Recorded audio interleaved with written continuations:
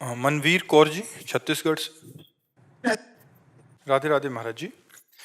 महाराज जी, गृहस्थ जीवन में निरंतर समभाव कैसे बना रहे? प्रतिकूलता आने पर रुकावट सी आ जाती। हाँ, ये तो बहुत मतलब साधारण सी बात है।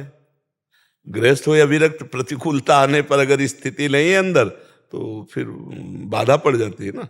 मान लो आप हमारे अनुकूल हो तो हम आप सोच सकते हैं मेरे भगवान हो, लेकिन आते ही कौन ढोंगी, फिर हम आप में देखे मेरे भगवान आए हैं।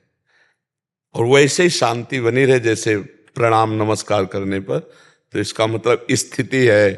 तो अपने लोग सुन सुनाकर गृहस्थी में स्थिति धारण करना चाहते हैं, पर वो स्थिति तभी आएगी जब हमारी भक्ति की भूमिकाएं बढ़ेगी।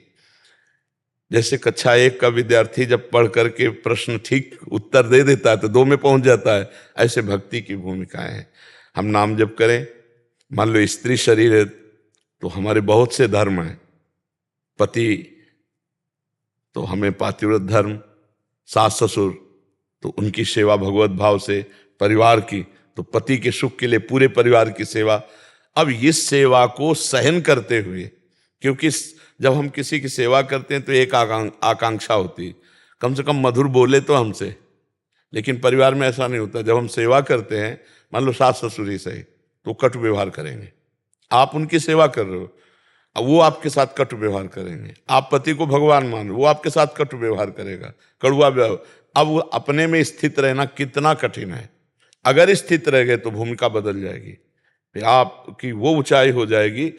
एक बार रत्नावती जी का विरोध किया माधव सिंह जो राजा थे, उनके पति, और एक दिन वो आया कि घुटने टेक कर पैर छुए अपनी पत्नी के, माधव सिंह, कि देवी मैं तुम्हारी महिमा को नहीं जान पाया। भगवान का भक्त जो है वो बाद में प्रकाशित होता है, पहले नहीं प्रकाशित होता है वो, पर जब प्रकाशित होगा तो बस ये सहनशीलता, सहन शक्ति, सहते जाओ, चुपचाप सहते जाओ तो आप महान होते चले जाओगे।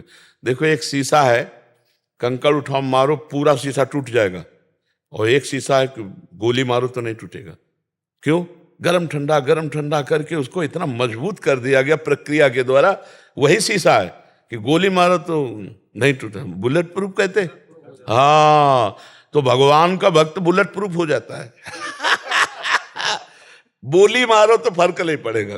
गोली की बात नहीं कहते, गोली तो शरीर को छेदन कर सकती है, भक्त को नहीं। बोली मारो, हाँ बोली, तो उसके अंतर में कोई फर्क ना पड़े, तब पता चलता है कि बुलेट प्रूफ है। नहीं तो स्तुति में सबको अच्छा लगता है, निंदा बहुत बुरी लगती नहीं। तो ये बात है कि हम गृहस्थी में भी सहना सीखें। बोले कितना सहना सीखें? जितना भगवान सहाय है। भगवान अपने सामर्थ्य से ज्यादा नहीं देते कष्ट, पक्का समझ। जितना हम सह सकते हैं उतना ही भगवान हमें कष्ट देते हैं।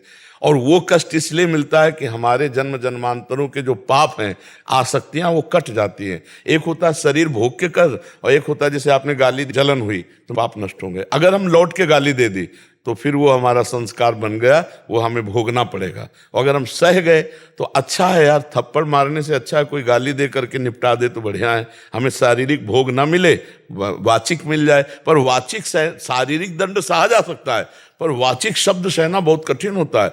बस इसको संभाल ले, घर गृहस्थी में इसको संभाल ले। नहीं तो ऐसा भी हो सकता है, बहुत बुद्धिमान तो लगेगा, सेवा करते हैं फिर भी निंदा करते हैं। जब कोई रिश्ते नातेदार आता है तो मेरी निंदा ही होती, तो मेरी सेवा का क्या फल? नहीं, उन्हीं की सेवा से भगवत प्राप्ति होगी जो तुम्हारी निंदा करते हैं, जो तुम्हारा अपमान करते हैं। करत जे अनुसहन निंदक, तीनों पर है उल्टा मार्ग।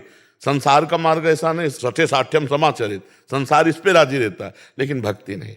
भक्ति ये जो हमारा अपमान कर रहे हैं, जो हमारी निंदा कर रहे हैं, भगवान इनको सद्बुद्धि दे, ये स्वस्थ रहे और मुझे सामर्थ्य दे कि मैं ये निंदा सुनकर भी इनसे प्यार करूं, इन अपने कर्तव्य का पालन करूं। ये थोड़ा सा कठिन मार्ग है।